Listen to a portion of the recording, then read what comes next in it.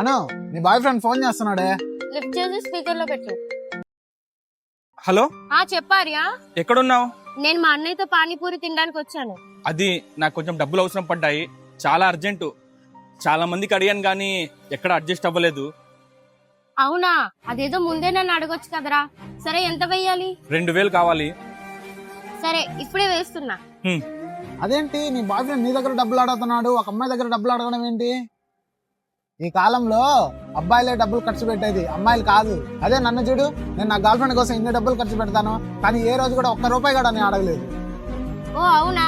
అలాని ఏ రాజ్యాంగంలో రాసి పెట్టుందిరా అబ్బాయే ఖర్చు పెట్టాలి, అమ్మాయి ఖర్చు పెట్టకూడదని? అయినా మేమిద్దరం ఒకరినొకరు ప్రేమించుకుంటున్నాం కదా. తను ఖర్చు పెడితే ఏంటి, నేను ఖర్చు పెడితే ఏంటి? ఇద్దరం ఒకటే కదా. ఇంకొకటి, వాడి పరిస్థితి ఏం బాగాలేదు. అయినా ఈ టైంలో నేను సపోర్ట్ చేయకపోతే ఇంకెవరు సపోర్ట్ చేస్తారు?